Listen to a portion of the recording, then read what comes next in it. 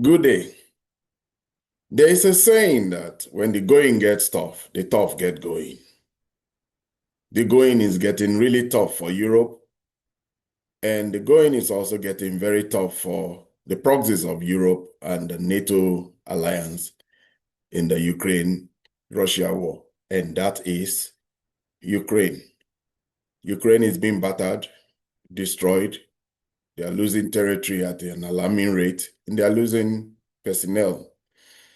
And this is happening at a time that the biggest supporter of the Ukrainian cause, America, is stepping away from the war.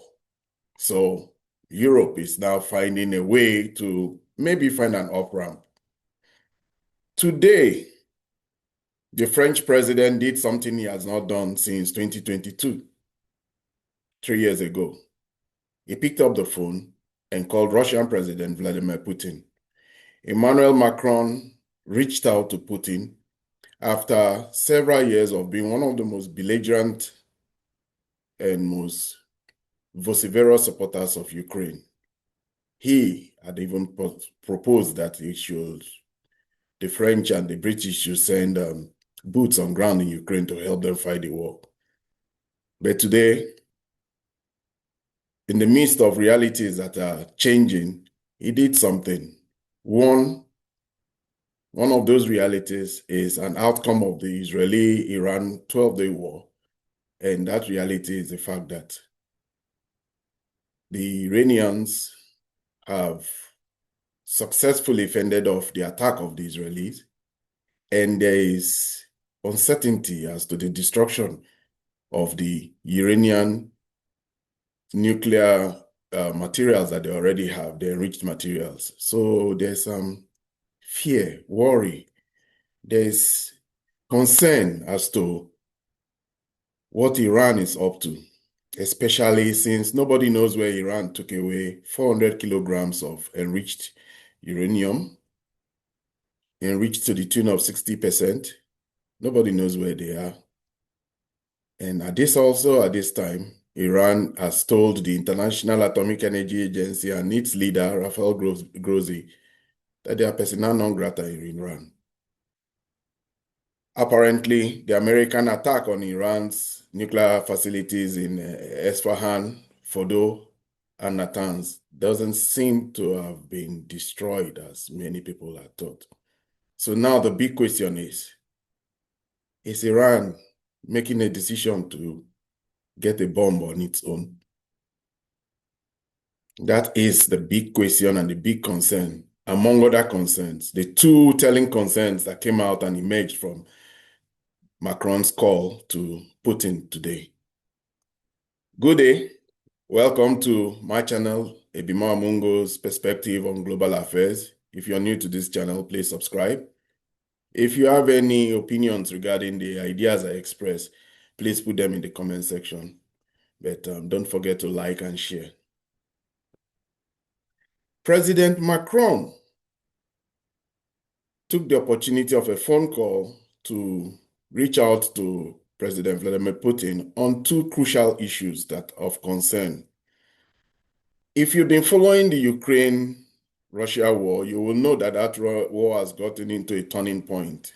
The Russians are gaining territory at the fastest pace they've ever gained throughout this war.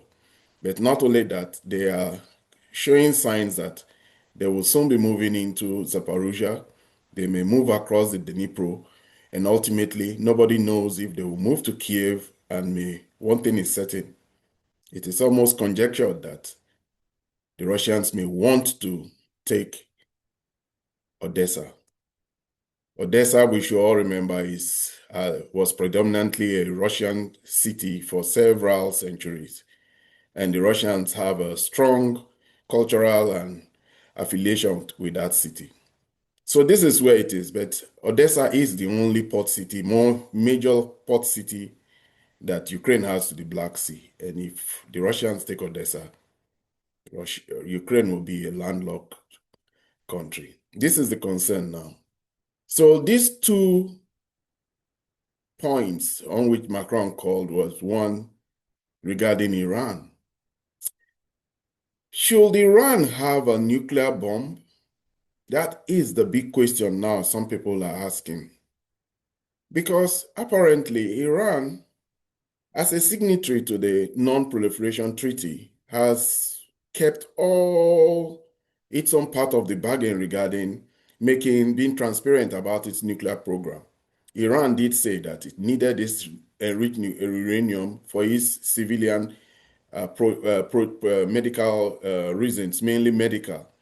But beyond that, also the civilian applications of the enriched nuclear material, it now ramped up to 60%. That is just, as they said then, a guarantee to tell the Americans that they can step up, but they have always said they will not make a nuclear bomb.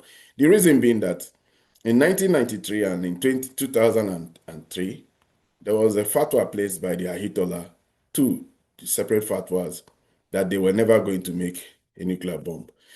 The Shia religion in Iran has made them averse to mass murder. They didn't even respond to the use of chemical weapons against them by Iraq during the Iran-Iraq war, when Saddam Hussein got chemical weapons from Germany, used it on the Iranians, but the Iranians chose not to respond in kind because mass murder, as the Ayatollah has always viewed, is not one of the telling things, one of the great points of the Shia religion, as he says it. But in these days of real politics, and despite the fact that they have always said they never would have a bomb, the Americans have been skeptical, and the Israelis have used the fact that they have an enrichment capacity to call on the Americans to bomb their facility, which happened on the 21st of June recently, when the Americans now bombed the three facilities in Fordo, Isfahan, and Natanz. The jury is out on that very successful bombing, as Donald Trump would say. Donald Trump insists that he obliterated and set back and destroyed completely the Iranian nuclear program. But a lot of intelligence officials have come out and said that it doesn't seem to be so. They think that Iran, one, preempted that attack by removing a lot of their enriched uranium, and that to a large extent, the centrifuges that helped them in the enrichment process survived the attack. In fact, the consensus from the intelligence community, both within Iran and those observing, is that a large part of those centrifuges survived. So the question now is, will Iran move forward and get the nuclear bomb and protect themselves from continuous attack by either Israel or America as a protection? We should not forget that there was this harassment of Iran because of its nuclear program also happened to North Korea. And in North Korea's case, they were harassed. They were even convinced to let go of their nuclear program at one time. They signed a treaty, or they had an agreement with the Americans. But the thing with America is that one American president is always different from another American president. The limitation of the enrichment by the Iranian government was curtailed under the JCPOA agreement signed by Barack Obama and the Iranians. But as Trump assumed the presidency in his 45th presidency, he canceled that deal. So that also had happened to the North Koreans. The Americans, under one presidency, had an agreement with the North Koreans. And when the North Koreans gave up their nuclear program, the next president said he didn't agree with that, and the North Koreans were forced to restart their nuclear program and went ahead and finally got a bomb.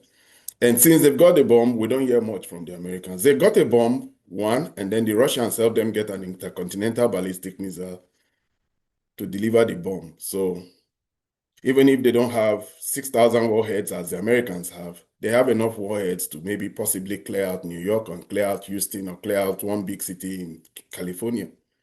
So for that reason, the Americans have stepped back from harassing the North Koreans. So this is the big debate going on now within the Iranian political class. Should we or should we not move ahead? As it stands now, the Ayatollah Asayeh is opposed to it, and quite a number of politicians within that system, they are also opposed to it. But the voices calling for a movement towards getting the bomb have also increased. So that's a big debate. And the thing now is that the Iranians have created a situation of strategic ambiguity. Nobody knows, one, where their enriched nuclear material is. But beyond that also, nobody has access into monitoring what they are doing with their nuclear program anymore, because they've kicked out the International Atomic Energy Agency, and particularly they've declared Rafael Grossi, the head of that agency, as persona non grata. Because in their reckoning, it was the information they got from the Israelis and the Americans got from access granted to the IAEA and its leadership that the Israelis used in targeting nuclear scientists, in Iranian nuclear scientists, and the nuclear sites. So for them, the IAEA collaborated with America in trying to destroy their country and destroy their program. So they lost faith and lost trust in the IAEA. So now Macron has called Putin, knowing that Putin has an influence now with the Iranians, to urge them not to move with the nuclear program. Recently also, after being shut out from the Iranian program completely, Rafael Grossi went ahead and became alarmist when he said that Iran is just a few months ahead from enriching their starch of enriched uranium to weapons grade. That is 90% enrichment, because to a large extent, they still have access to their centrifuges. So this is where we are now. That is one of the most important things. But the Russians are signatories also to the Non-Proliferation Treaty, and the Russians have particularly been saying that they are not kind. They don't look kindly to countries gaining nuclear the nuclear bomb. But we really don't know where Putin sits on this now. Iran has been a long time. It has been a neighbor of Russia that they've had an interesting history, sometimes to the point of Russian invasion of Iran, severally in the past. Russia then being Russian Tsarist Russia, and also Soviet Union. So that's the reason why they have this distrust for each other, especially Iran having a distrust for Russia. But modern day Russia is different. The only thing that everybody agrees is that Putin and Xi Jinping, the Chinese president, are not particularly keen on more countries around them having nuclear bombs. So they are big supporters of the Non-Proliferation Treaty. But the fact that Iran is being harassed continuously, and now everybody knows that Iran will be harassed until possibly they have the bomb, then maybe every other person will back off, has put the Russians in a quagmire of whether to support them or not to support them in getting the bomb. One thing is clear though, the Russians are helping them in getting a civilian power project going. They're building that. And it is rumored also that enriched uranium to the point of 20%, used mainly for medicine, is being held in the custody of the Russians. That we don't really know. Then coming back to the second issue here now, which is the Ukraine war. From the readout of the telephone call, it was clear that it was Putin who was reading the riot act to Macron. He emphasized that it is the Europeans and their actions and under the framework of NATO and EU in not recognizing the security concerns of Russia that led to this war. The war can have a negotiated settlement, but it will be mainly at the terms that the Russians I don't think Macron made any headway with Putin regarding that war. Because Macron had tried at many times to join the European Union and the Europe leaders in that union to flex muscles and impress upon Russia that they would escalate. Escalation even included the point where Macron was saying that the French boots will be on ground. The French have been participating in the war in their own little way. They gave the Russians, the Ukrainians, the scalp missile, ballistic missile, cruise missile systems that the Ukrainians use. And they were instructing the Ukrainians in warfare.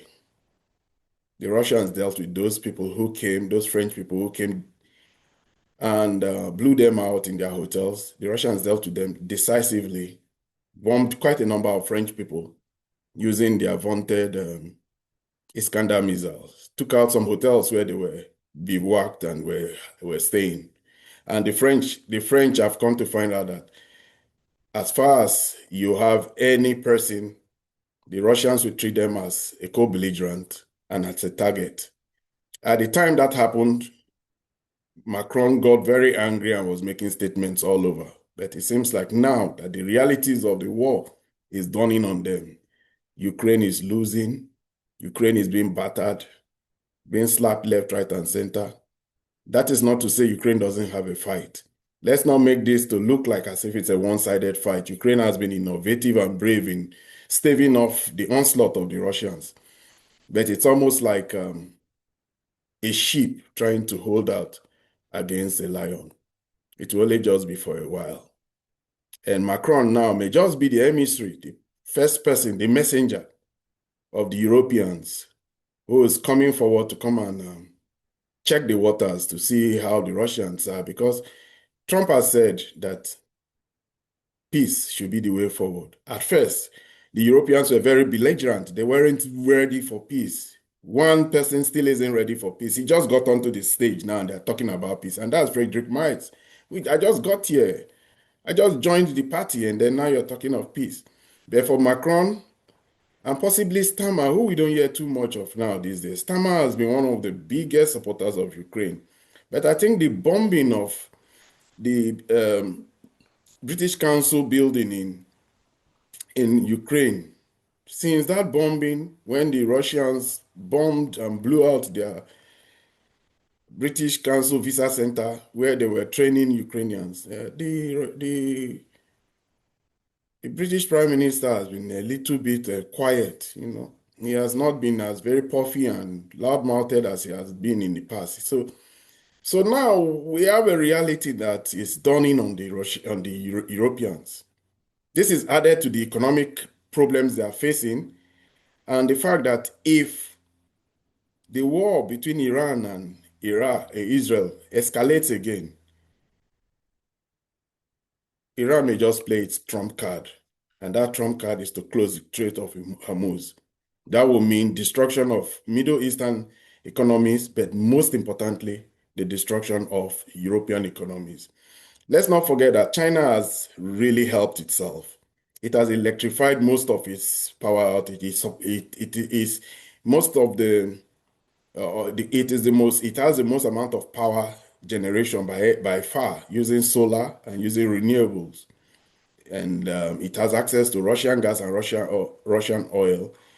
And even though it may be hot by losing Iranian oil, it will not be as hot as the French and the Europeans losing access to Qatari gas and Saudi oil also, even though most of the but Middle Eastern oil will also be impacted. So they have an interest in making sure that conflict doesn't flare up again. So for the first time, we see signs of humility, humble pie. The French, who has said that they will support Ukraine as far as it takes, have started to reach out to Putin. It must have been very hard for him to do. But reality is dawning on them now. The Europeans are knowing they are in a bad place, and they also need this war to end. The war is not popular with their populace. The war is draining their coffers. The war is distracting from any form of development. And the war is also damaging them and damaging their democracy. This is where I end my video for today. If you have any comment regarding the views I've expressed, or if you feel that the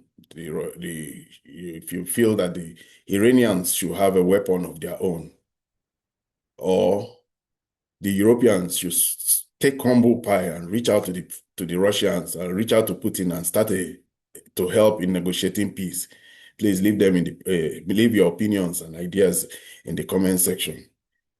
If you're new to this channel, please subscribe, like, share. Until I see you in my next video. Have a good day.